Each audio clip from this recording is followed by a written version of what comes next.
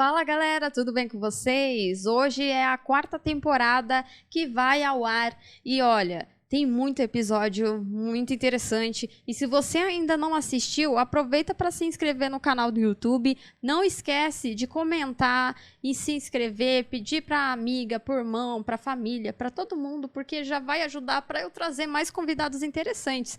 E além disso, você não pode deixar de curtir também o Instagram, onde o nome é fala.cast, e hoje eu trouxe um convidado especial, que é um sargento da rota, o Nantes. Tudo bem com Fabi? você? Beleza, tudo bom já. Ai, gente, desculpa, eu tô irritada com esse fio, pronto.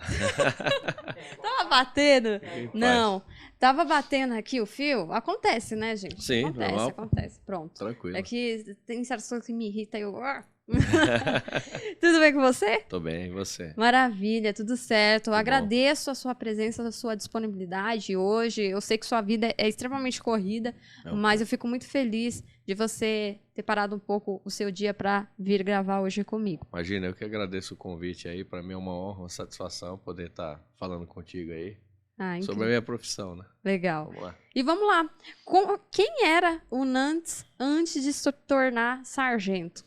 Antes de eu me tornar sargento, na realidade, vou começar lá atrás, antes de eu entrar na Polícia Militar. Isso, boa. Eu tenho uma influência do mundo militar desde a minha infância por conta do meu pai, né? Meu pai é policial militar. Hoje ele está inativo, ele é reformado desde 2006.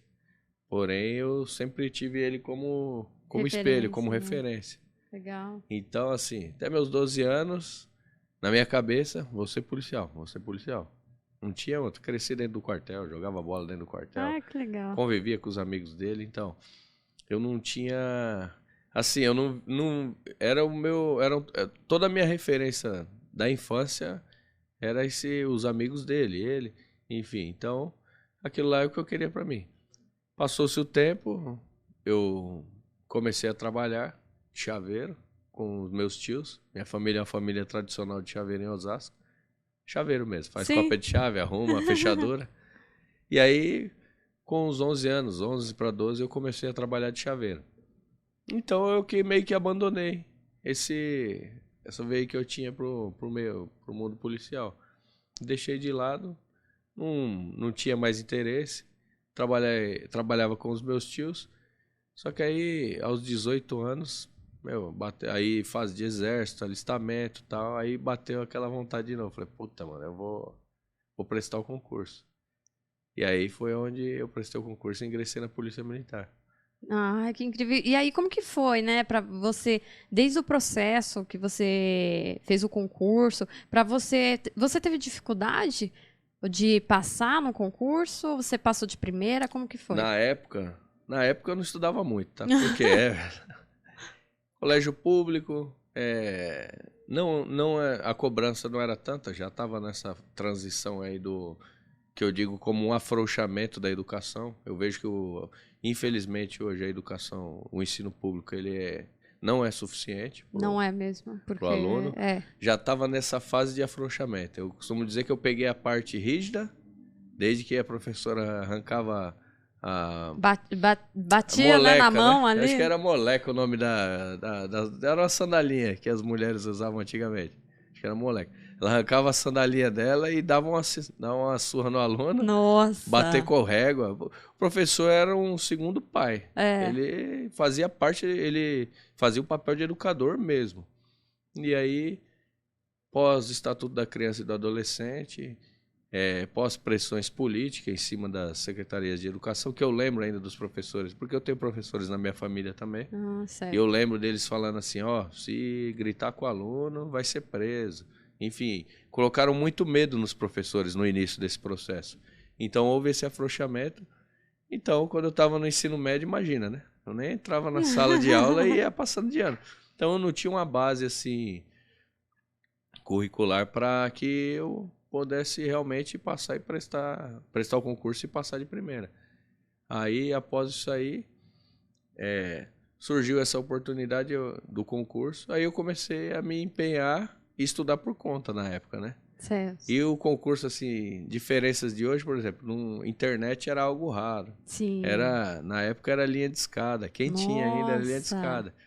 Então, assim, para se inscrever num processo de seleção da Polícia Militar naquela época, você tinha que ir na frente do quartel, aí você pegava uma fila gigantesca. Porque primeiro, por onde que você identificava que ia ter um concurso? Jornal Amarelinha. Porra, mano, o pessoal que tá assistindo aí tá falando, o que é isso?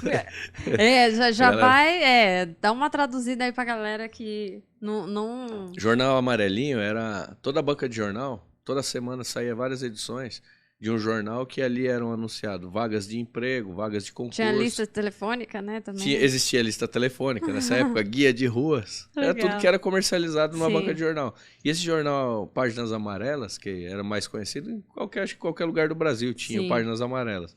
Era onde as pessoas, os comerciantes locais, as empresas anunciavam as vagas de emprego. E aí a pessoa ia lá procurando emprego. E lá também tinha a parte dos concursos. Aí você identificava, ó, tal dia, tal horário vai ter inscrição para a Polícia Militar. Aí eu lembro que eu fiz aqui em São Paulo, para a Polícia Rodoviária, e aí surgiu uma vaga lá em Campinas. E eu tinha um grupo de amigos, né, que tinham da mesma idade e tal, que queriam ingressar também. Falei, vamos lá, vamos lá. Aí esse de Campinas, os caras falaram, você tá maluco? Campinas é longe pra caramba. E na realidade não é, né? Sim. Mas pra nós que éramos moleque, 18, 19 anos, olhava, longe. tem que pegar carro, tem que pegar ônibus pra chegar lá, não dá. E aí eu catei e peguei essa fila aqui em São Paulo, na sede da Polícia Rodoviária, ali na Avenida do Estado, que é no DR, na realidade na sede do DR, onde fica o comando da Polícia Rodoviária. Peguei essa fila e depois encarei em Campinas também. E aí eram 2 concursos que eu estava prestando em paralelo para a Polícia Militar. Um fato interessante é que assim, você pegava a fila para pegar a ficha de inscrição. Acho que é o meu celular, deixa eu só... eu tô ouvindo até um barulhinho de bolha. Me perdoa. E aí o que acontece? Você pegava a fila para pegar uma ficha de inscrição e após você pegar a ficha de inscrição, você preenchia essa ficha. Após preencher, você pegava uma fila do banco para pagar a inscrição. Nossa. Que era o Banespa na época. E aí depois que você pagava essa ficha de inscrição, você retornava para a fila para devolver a ficha de inscrição com o comprovante de pagamento. Só esse pequeno processo já dava vontade de desistir. Pra você ter ideia, a inscrição de um concurso durava o dia inteiro. Você chegava lá às 6 horas da manhã, você ia sair às 18 horas. Gente. Era o dia inteiro para você se inscrever no concurso. E eu tinha amigos que já tinham prestado 3, 4, 5 vezes e que tinham feito todo esse processo e não tinham conseguido ingressar. Nossa. E aí, na época, foi curioso, eu peguei as provas antigas deles e passei a estudar. Eu resolvia as provas e aí as matérias que eu tinha dificuldade, eu passava a estudá-las. Sim. E aí foi dessa maneira que, um método meio que autônomo que eu consegui passar. Aí eu passei nos 2 concursos. Qual eram os 2, você falou? Um é da Polícia Rodoviária e o outro era para tropa normal, para Polícia Militar normal, para Polícia Militar para trabalhar para atender o 90, rádio patrulha. Legal. E aí prestei os 2 concursos. Aí você passou nos 2? Passei nos 2. Aí só que eu tinha me inscrevido primeiro na rodoviária, só que a rodoviária demorou mais para chamar. Aí eu fui para Campinas. Nossa, aí você ficou quanto tempo lá em Campinas? Aí eu moro em Campinas até hoje. Sério? Né? Trabalho aqui e moro lá. Nossa Senhora, mas calma, você mora lá, trabalha aqui, você desde ontem está em São Paulo, porque você estava...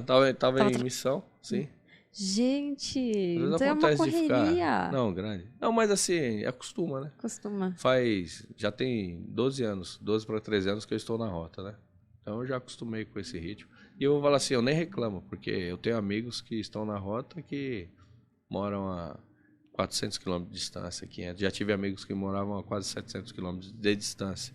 Então eu carei uma vez por mês para casa. Nossa, e a decisão então de ingressar na rota foi por conta do concurso mesmo? Público ou não? Então me explica como foi. É que assim, eu morava aqui em Osasco. Certo. Osasco é região periférica da Grande São Paulo, né? Certo. Periferia, e onde a rota, até hoje roda, até os dias de hoje a gente roda lá. E na época, tipo assim, viatura da rota passava na rua de casa. Era o comentário do mês. Se passasse no bairro, eu ficava uns 15 dias falando. Mas eu acredito que até hoje, qualquer bairro, sim. fala, nossa, a rota tá acontecendo alguma aí. coisa. É, exatamente. Então eu tinha aquela admiração. Sim. Além de eu ter esse espelho pelo meu pai que eu tinha tinha essa admiração, esse plus assim pela rota. Eu gostava. E assim, aí quando eu entrei na polícia, minha ideia era trabalhar na rota. Né? Aí, quando eu estava lá em Campinas, eu fiquei 6 anos em Campinas, quase 6 anos, né? Até ir para a rota. 6 para 7 anos, foi. 6 anos um ano de escola, mas... E aí, enquanto eu estava lá, logo no início da carreira eu fui baleado. Sério? Aí eu tive que ficar fazendo fisioterapia, fiquei quase 3 anos Você fazendo tratamento. Baleado onde? Tomei tiro nas costas. Pegou Numa... na coluna e tal. Aí saí de cadeira Mas de rodas. isso foi em Campinas ou em São Paulo? Em Campinas. Em Campinas mesmo. Porque eu fiquei morando lá, eu vinha eventualmente para São Paulo, entendi. só para visitar os amigos, Entendi. os parentes. Mas minha vida era toda voltada lá. E assim, aí fiquei uns 3 anos em recuperação. Aí a partir do momento que eu me recuperei, eu voltei a trabalhar na rua, lá em Campinas mesmo. Mas sempre com aquela vontade, não, quero trabalhar na rota. Aí um dia eu coloquei o nome. Aí passou um tempo, uns 6 meses, fui chamado. E o que é necessário para ingressar na rota? O primeiro passo é ser policial militar. Tá. Concluir o estágio, você tem que concluir o estágio probatório, né? Presta o concurso. Durante 2 anos você fica no estágio probatório. O que é um estágio probatório? É uma maneira de você ser desligado rápido. Se você não preencher todos os requisitos solicitados no edital, ao longo desse tempo, você não provar que você tem essa aptidão para ocupar aquele cargo, você pode ser desligado de maneira fácil. Você não está estabilizado ainda. Então, eu estava depois que você passou pelo estado probatório, que é de 2 anos, aí sim você pode incluir seu nome no banco de dados, que é uma lista de transferência para a rota. Entendi. Aí você vai passar por uma nova investigação social, digamos assim, para ir para lá novamente, para ver se a sua conduta... Porque quando você vai entrar na polícia, você passa por uma investigação social para saber como que é a sua conduta na sociedade. E quando você vai para a rota, você vai passar por uma investigação social interna para saber como que é a sua conduta dentro da polícia. Nossa, interessante saber. Sim. E... Para saber se você não está respondendo nenhum Sim, processo, né? essas coisas, você vai passar por esse... E tem mulheres na rota? Nós temos mulheres que trabalham lá dentro, na administração, que de uma certa maneira nos apoia pra caramba. São muito benquistas lá dentro. Mas assim, nas viaturas atualmente não temos. Aliás, não tivemos ainda. E você sabe me dizer o motivo? Eu acredito muito que por conta de, assim, imagine se dividisse a tropa da rota, 50% masculino e 50% feminino. Hoje, o prédio, a estrutura do prédio nosso lá é um patrimônio histórico tombado. Ele não pode sofrer muitas alterações, muitos ajustes. E na época foi formatado para recepcionar a tropa masculina. E hoje, para fazer essas alterações, seria muitos entraves. Imagine que tivesse que dividir meio a meio isso aí. Teria que ter muitos ajustes, talvez, que interfeririam. E eu acredito que é por isso que é evitado. Não temos hoje espaço físico para, de repente, alocá-los. Por conta disso. Entendi.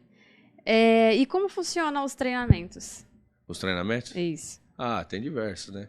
Qual que é o mais extremo de vocês? Hoje... Para quem está iniciando, vai começar, então... Lá na rota, sim. Quando o cara chega, ele já vai passar por um treinamento... De resistência? Ele já vai passar por um treinamento de fadiga.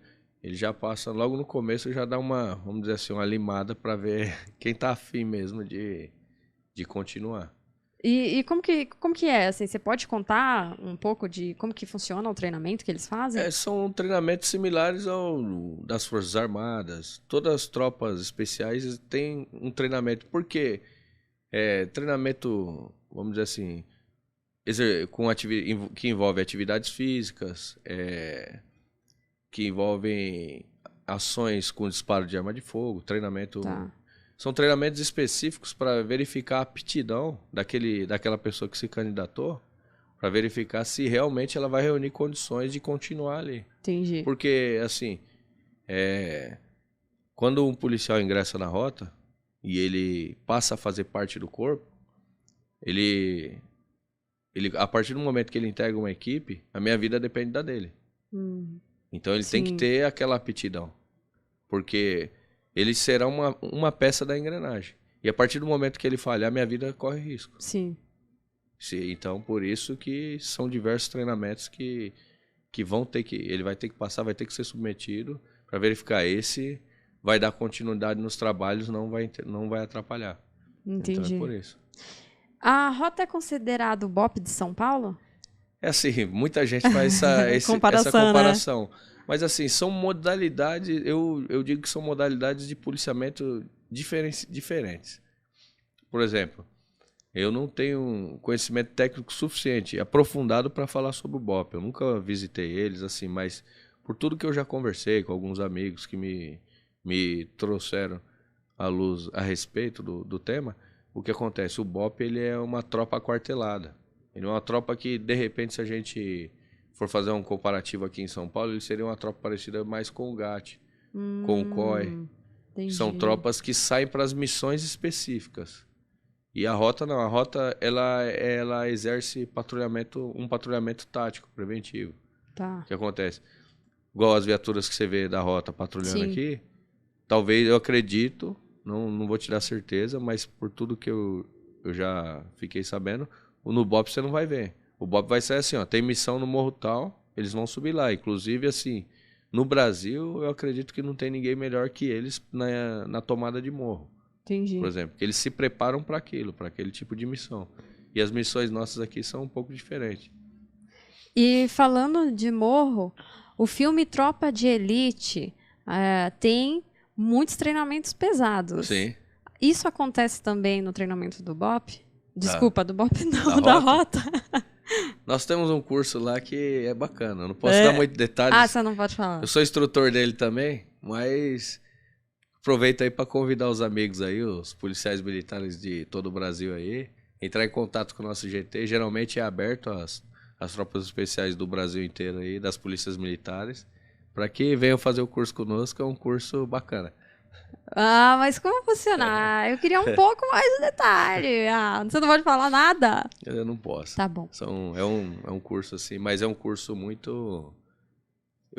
Quem vem fazer, os policiais que vêm, nós recebemos frequentemente, geralmente 3 a 4 versões desse curso por ano. É um curso que dura um mês, e assim, é o curso de patrulhamento tático e ações especiais de polícia. E esse curso... É pura resistência. Não, tem resistência. Na realidade, todos esses testes que eu te falei antes existem nele. Entendi. Tá? Só que nesse curso você passa por algumas experiências que realmente agregam muito à carreira. Entendi. Então... Pode dar nenhum exemplo. Surpresa tá policial. Não, existem algumas simulações, tal, de confronto, de explosão de caixa eletrônico. São situações vividas no dia a dia do policial. Né? Tá. E aí lá ele vai enfrentar esse tipo de situação lá. É bacana no curso. E quais são os casos que a rota é chamada?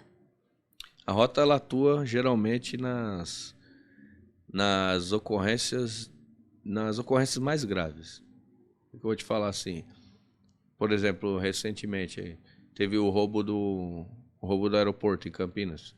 As viaturas nossas estavam patrulhando aqui na capital. Teve esse roubo. De imediato são deslocadas para lá. A gente vai atuar onde existe o maior foco de índices criminais. Entendi. Geralmente a demanda de patrulhamento nosso. Todo dia eu chego no quartel, eu vou saber para onde que eu vou patrulhar. Não sei antes. Até por questões de segurança nossa, interna. Então eu chego lá e falo, hoje eu vou trabalhar na Zona Sul. Eu sei que aquilo ali já foi desenhado através de estatísticas e que eu vou ter que trabalhar ali porque ali os índices criminais estão altos. A gente vem para baixar esses índices. E é assim. E durante o nosso patrulhamento corriqueiro, que é essa modalidade, se surge uma ocorrência de grande vulto, geralmente a gente é deslocado. De grande o quê? De grande vulto. Uma ocorrência de alta gravidade, certo. A gente é deslocado também.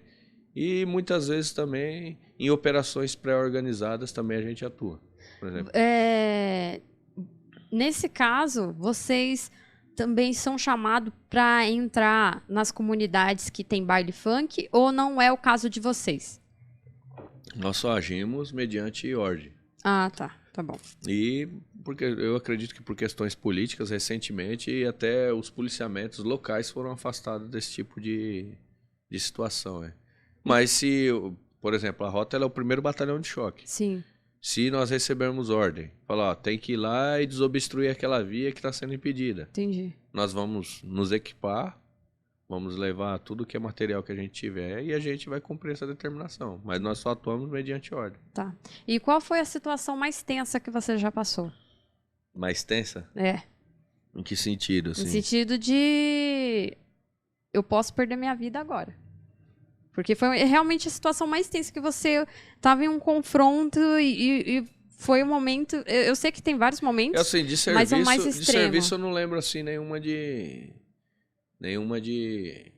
que eu fiquei... Porque em serviço você tá aí mais, tal. Talvez nessa aí que eu te falei, logo quando eu tava sozinho, logo no início da carreira.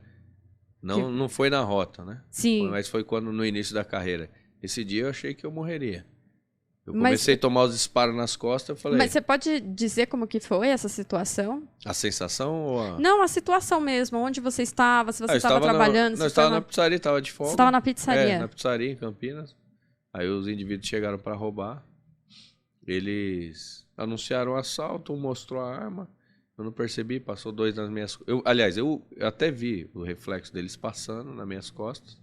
Porém, eu fiquei com atenção no que estava armado. Que é algo natural, principalmente quando você é novo de polícia, eu era novo. Hoje, talvez, com treinamento, com a experiência, eu dificilmente seria surpreendido numa situação dessa. Sim. Porém, na época, eu era muito novo.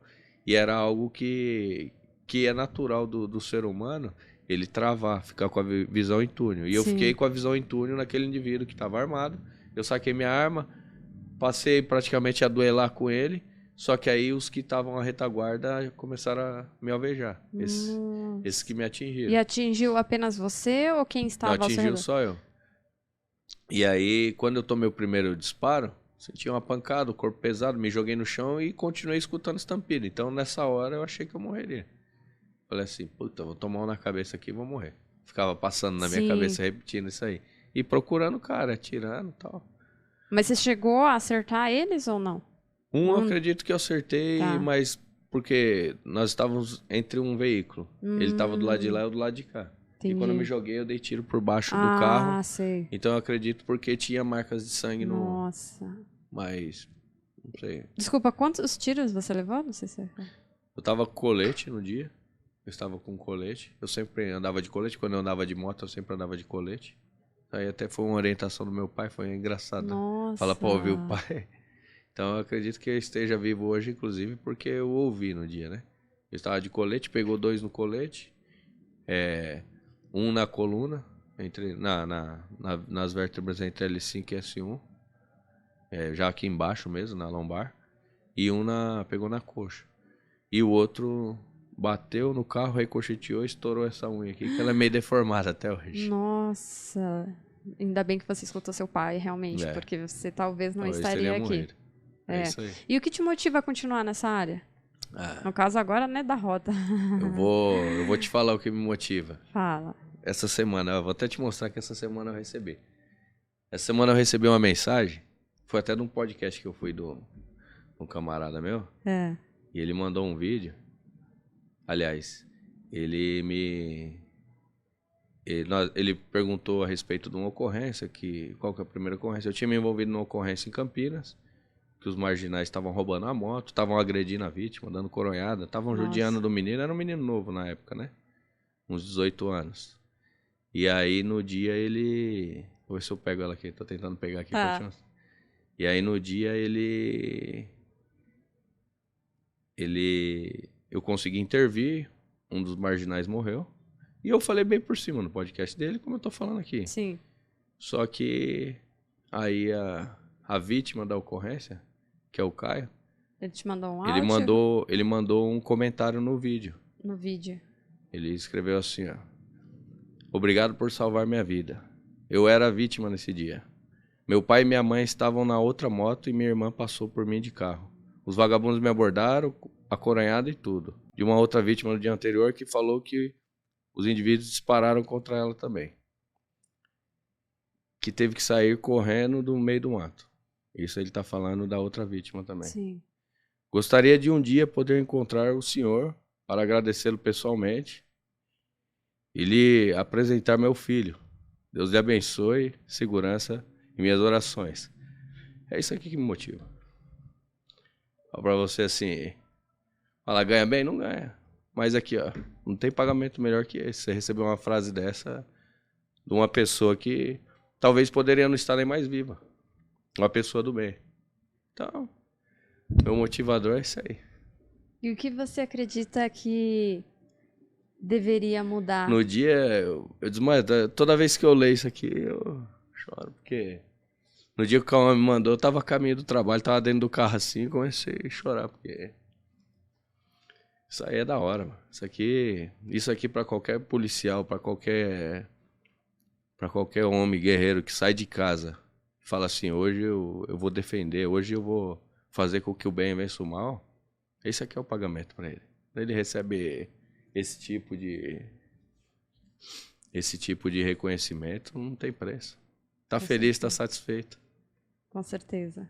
Com certeza. Desculpa aí, Imagina.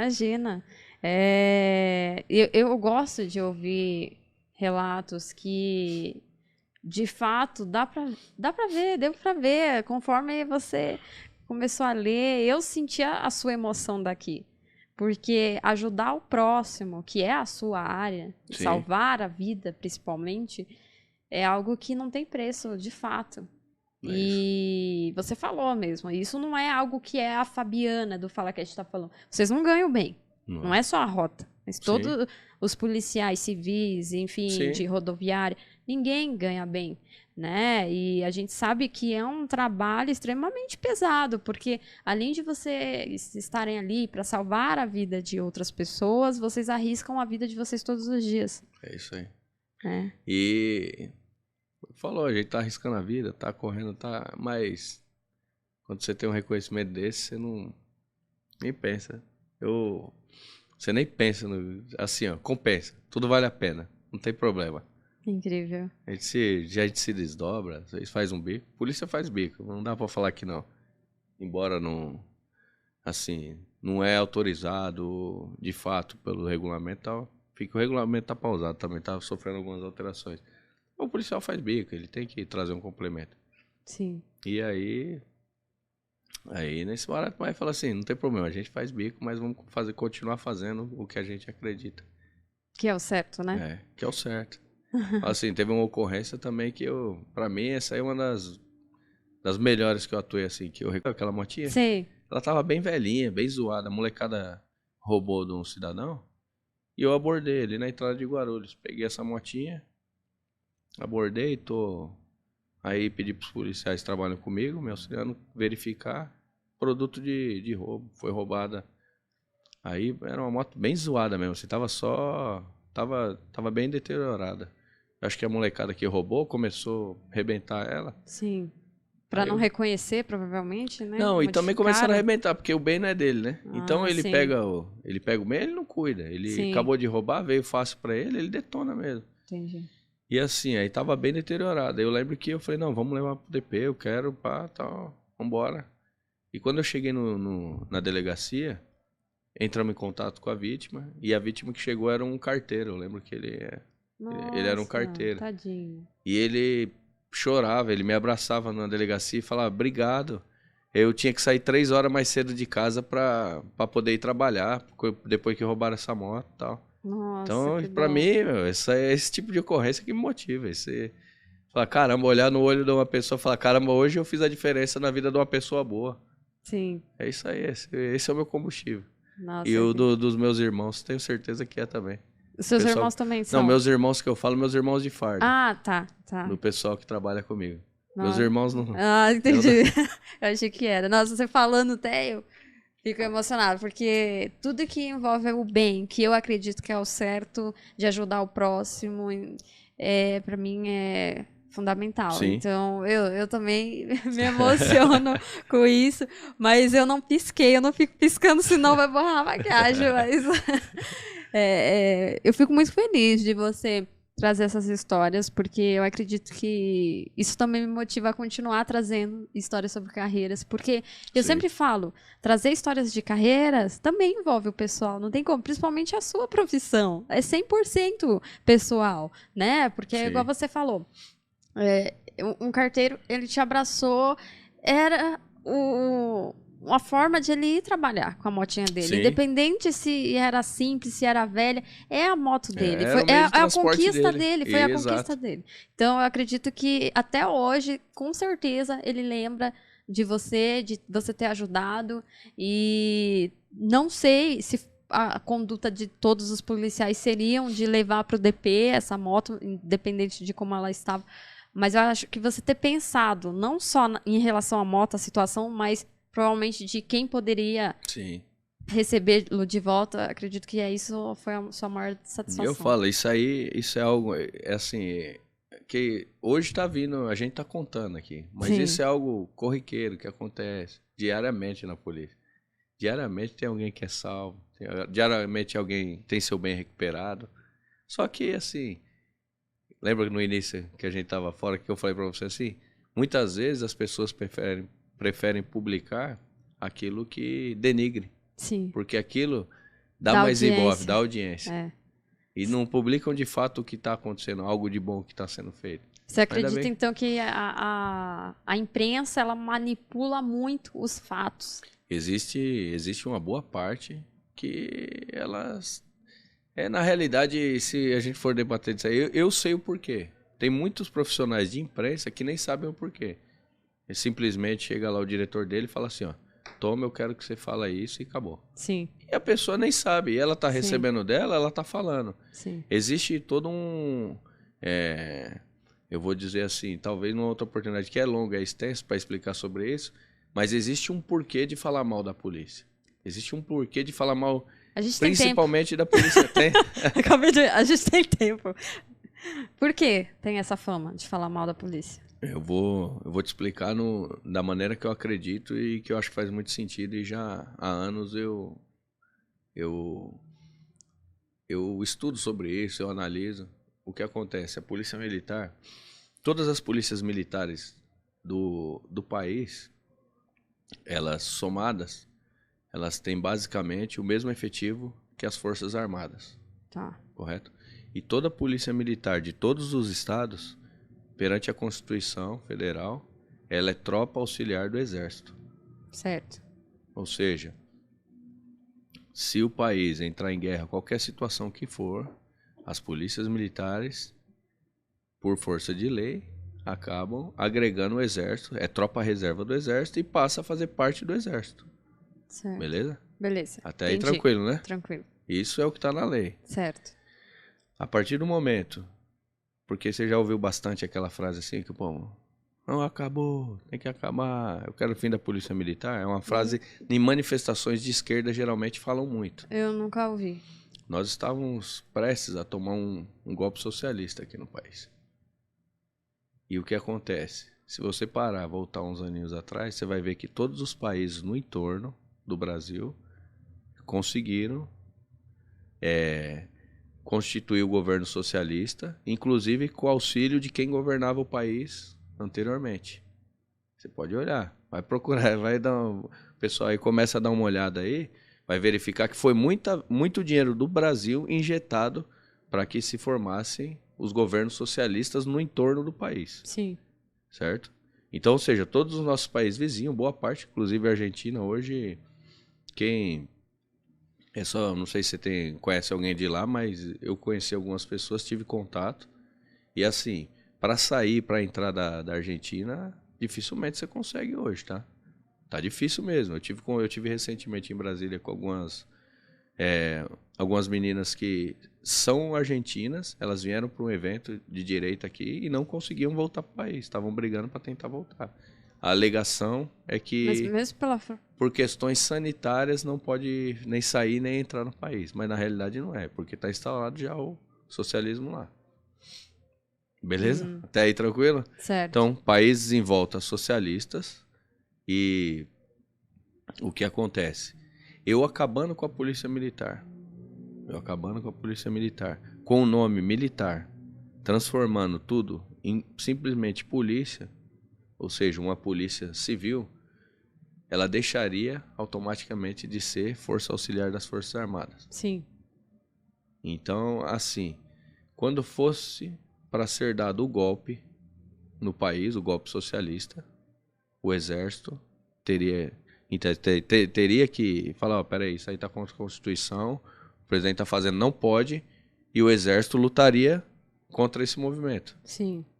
Só que aí, por força de lei, porque eu não sou mais militar, eu não sou força auxiliar do exército, eu deveria guerrear contra o exército, a mando desse chefe civil, desse novo chefe civil. Então, ou seja, nossas forças armadas, que é soberana, que deveria defender-nos, aliás, não é soberana, ela deveria defender a soberania do país, ela não teria força, pois estaria sofrendo ataque interno e ataque externo dos países externos. Certo. Tá entendendo? Sim. Faz sentido ou não pra você? Tô entendendo a lógica pra chegar onde que tá, as pessoas rodeiam aí a polícia e tá... Por né, isso que existem o quê? Primeiro eu crio um contexto Sim. que a polícia não presta, que nada que ela faz presta e que eu tenho que acabar. Tá, entendi. Porque automaticamente, quando eu tirasse esse nome militar, quando eu deixasse de ser militar, eu tomaria das Forças Armadas automaticamente a metade do seu efetivo. Então seria por esse motivo, por essa trajetória que vocês são vistos desta forma, é Sim, isso? Tá. Porque assim, eu te provo, a Polícia Militar, ela atende, em média, 45 mil ocorrências por dia. Aliás, 45 mil ligações por dia. Polícia Militar de São Paulo, eu tô falando só. Não tô nem trazendo dos outros estados, eu tô trazendo a estatística de São Paulo. 45 mil ligações por dia. Dessas 45 mil, em média, 20 mil viram ocorrências. Que é a motinha que a gente recupera, que é a intervenção, que é a mulher que ia morrer, que o policial salvou, que é o parto que foi feito.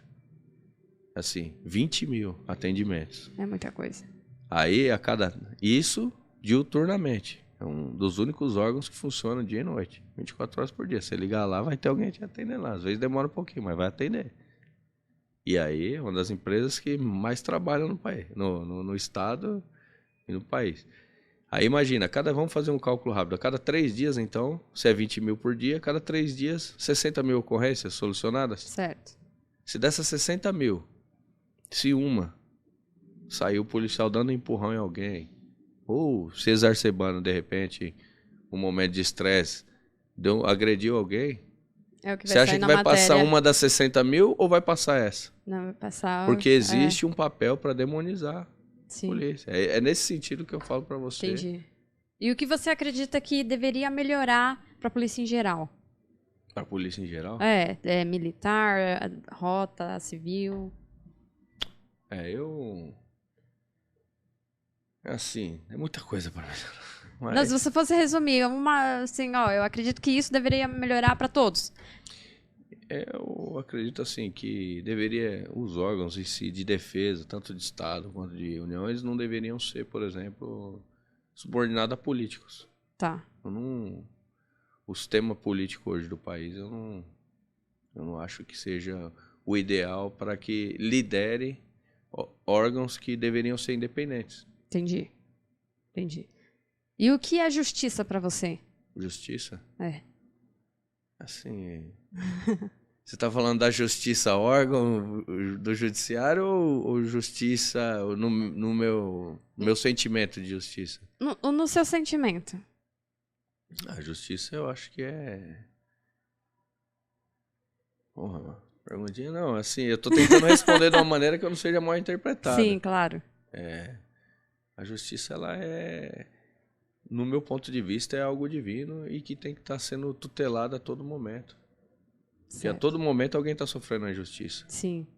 E desde, muitas vezes aí, você tá passando do lado e vê um casal brigando, o cara sendo injusto com a mulher, tentando agredir, ele de repente você não chega ali, aparta, uma boa conversa.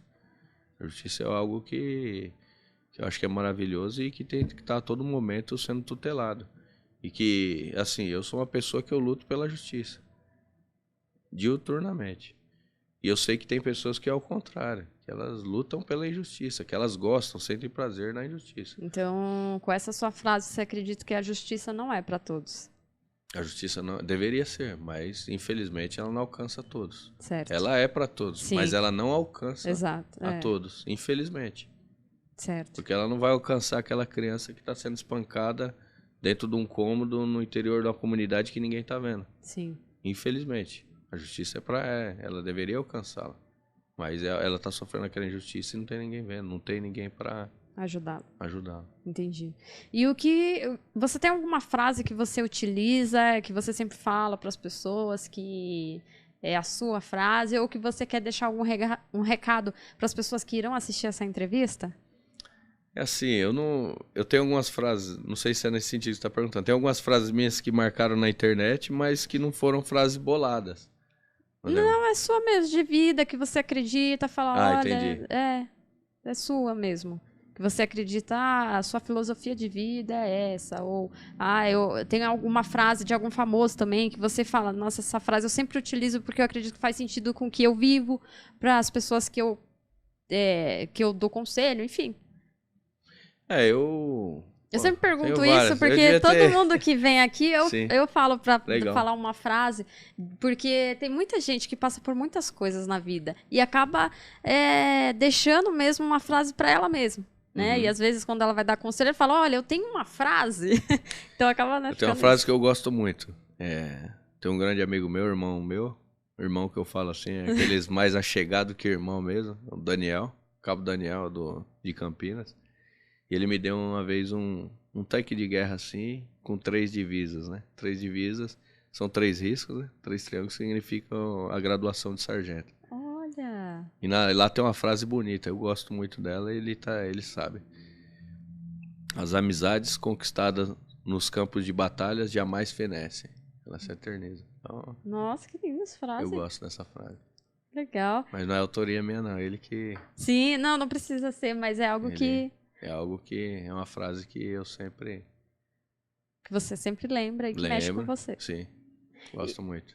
E, na verdade, eu já tinha que ter te perguntado, mas eu vou perguntar agora, porque eu lembrei agora. Como que na verdade, como faz para se tornar sargento da rota?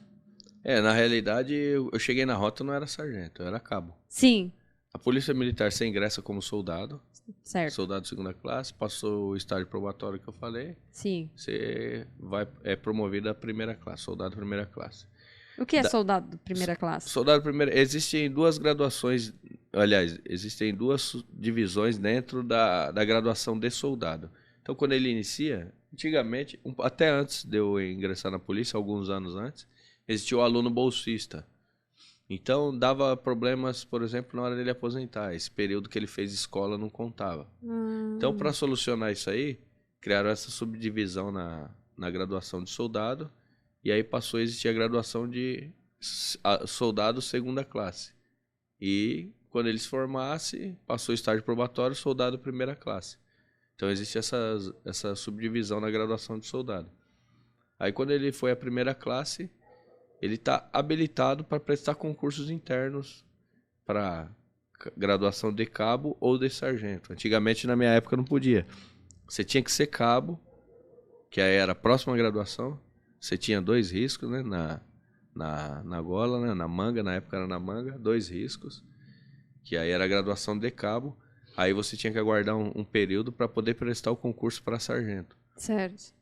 Então, na época... E hoje já tem essa possibilidade do soldado poder prestar o concurso para sargento interno também. Eu não vejo como ruim também, não. Porque nas Forças Armadas, por exemplo, você pode prestar o concurso direto para sargento também. E qual que é a sua função, assim, na hora de uma ocorrência? Assim, o que um sargento... Qual que é a diferença de um sargento para alguém que está ali do seu lado, do seu time? O sargento... Eu vou falar na rota, tá? Isso, na rota mesmo. O sargento, ele comanda equipes.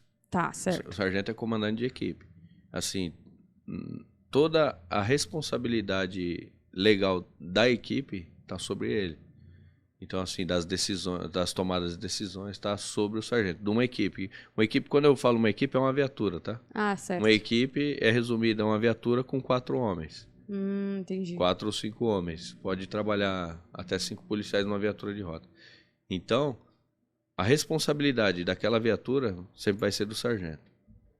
Tudo que acontecer ali, quem vai responder vai ser ele. Não que as decisões sejam tomadas unicamente por ele. Tá. Como eu disse, é uma equipe, as decisões são tomadas em grupo. Porém, quem vai responder sobre aquela decisão no final, beleza, mas a responsabilidade é sua. Entendi. E a função do sargento é basicamente essa aí, na viatura, né? Entendi. Aí já depois aí tem outros postos, outras graduações, que aí no caso, um tenente, por exemplo, um tenente toma conta de todas as viaturas que estão na rua. E você... Do pelotão dele. E você pretende ser tenente? Eu já passei meu tempo, né? Ser tenente. Eu falo assim, por quê? Eu vou te explicar o porquê. Porque na época que eu fui baleado, inclusive eu estava fazendo a inscrição para prestar o concurso, porque são quadros distintos na polícia, né? Certo. Na época que eu fui baleado, eu estava com a minha inscrição. Na época era a inscrição pela FUVEST. Eu tinha ido lá no Banespa também de novo, você pegava um caderno de matéria, você escolhia e aí pagava a inscrição. E na época eu fui fazer essa inscrição e aí eu fui baleado, eu entreguei a inscrição, acho que a prova seria no domingo, eu fui baleado na sexta, alguma coisa assim. Nossa. E assim, no início da carreira eu queria muito. Eu queria ir para a escola de oficiais, porque aí lá você inicia, aluno oficial, se forma... E aí, de tenente, você pode chegar até o posto de coronel. Eu tinha muita vontade, mas aí, com o passar do tempo, fui baleado, aí a vida foi dando voltas, enfim. Aí depois que eu vim pra rota também, aí parei, estacionei. Existiam algumas possibilidades de eu ir, mas eu nunca me dediquei o suficiente. Não que eu não conseguisse, mas eu não foquei. Entendi. Não tive mais esse foco. Porque, eu falei, fui me realizando profissionalmente de outras maneiras. Certo. Então, aí eu... acabei deixando de lado, mas tô em paz comigo mesmo, tô tranquilo, não tenho... Eu não sei se é falta de educação que eu vou perguntar, mas porque você falou muito do início, como você fez o concurso, falou dos jornais, falou assim, e eu tô muito curiosa para saber quantos anos você tem. Sou novo. É assim, eu sou mais novo do que aparento, de repente, por conta do bigode, o bigode dá uma envelhecida. Eu tenho 37 anos. É novo. Não, é que você foi falando no jornal, concurso. Mas é que na época era assim, é verdade. Sim. Tudo modernizou muito rápido, você parar pra analisar assim. Verdade. Se você olhar antes de 2013, não existia... Aliás, existia o WhatsApp. Eu tinha o WhatsApp, inclusive, desde 2009, 2010. Mas ninguém usava. Sim. Eu tinha, era um aplicativo que às vezes eu conversava com um amigo ou outro, mas ninguém utilizava praticamente. Aí, com a explosão do 3G, da internet 3G, que o WhatsApp acendeu. Sim. Mas ele era utilizado lá fora e foi até um amigo meu, meu cunhado veio lá de fora, dá pra mandar foto e tal. Que legal. Tipo em 2010, 3 anos antes de explodir. E assim, tudo modernizou muito. Sim, com e certeza. rápido, né? Então, Sim. assim, igual E continua. Continua. A tecnologia Agora era do todo carro elétrico, daqui a pouco carro voador, os drones, enfim. Sim, né? Tá modernizando rápido. Daqui a pouco a gente vai estar igual aquele desenho, os Jetson. Você não lembra? Exatamente. Esse eu lembro. Eu lembro que eu assisti. Eu sou nova, mas eu lembro. Sim. Inclusive, tem testes já de carro voadores, né? Então, Sim. assim, não Sim. é uma era que tá distante, que tá aí já. Hoje tem as forças, acho que Força Britânica, os caras têm uns torpedos que o cara fica igual Homem de Ferro, voa igual Homem de Ferro. Tem um barato legal. Eu Torpedo vi também. umas turbinas. Sim, umas turbinas tem, eu vi já os testes e tal. E falar até de drone, já tem teste de algumas empresas de alimentos que estão fazendo já para ver quanto se chega no local mesmo. Estão fazendo ainda os testes para ver. Inclusive, o primeiro teste com um drone para entregar alimento foi em Campinas. Foi em Campinas o primeiro. E aí parece que deu tudo certo, mas é lógico, tem todo um cuidado, porque pode acontecer várias coisas, né? Chegar o drone. Motoboy, pô. Mas eu acredito Vamos assim. conseguir trabalhar só na chuva. Na chuva eu quero ver o drone. Mas eu acredito assim, que mesmo quando avançar mesmo em relação aos drones e tudo, o serviço do motoboy vai continuar porque, não, é lógico que não todos, mas eu acredito que ainda vai continuar, sim. Não, eu também acredito. É assim. É igual rádio, eu falo, a rádio vai acabar. Não exatamente. Tem pessoas R2, que mas... preferem ainda escutar a rádio, né? Sim, sim. E vai sempre existir. Música é da hora, né? Música é diferente, é pra curtir. Os comentaristas sim, também, sim. tem toda uma diferença ali. Então é a mesma coisa. A tecnologia também avançou aí com o rádio, né? Concordo. Então não é que vai acabar, mas ainda existe pessoas para aquele conteúdo, que gostam de consumir aquele tipo de conteúdo. Sim, né? sim, Faz sim. parte. E eu gostaria de agradecer a sua presença. Imagina, foi muito agradeço. incrível saber sobre a sua trajetória, saber sobre como você ajudou algumas pessoas, que fez você se emocionar, me deixou emotiva também. Fala de novo, não. Eu só tô chorando. Fala que eu... E aí você começa a chorar. Não, eu não posso. Vai borrar minha maquiagem. Eu não trouxe pra rebocar de volta. Mas agradeço realmente a sua presença aqui. Como eu havia falado no começo, sua vida é muito corrida. Você mora em Campinas, então eu vou agora te deixar para você fazer o que você tem para fazer. E muito obrigada novamente. Imagina, eu que agradeço aí. Peço desculpa aí se... exaltei aí, se me emocionei, mas... Imagina.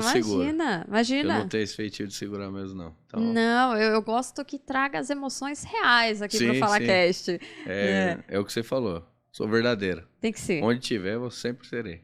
Tem que ser. Então Valeu. É isso. Obrigada. Obrigada. Até mais.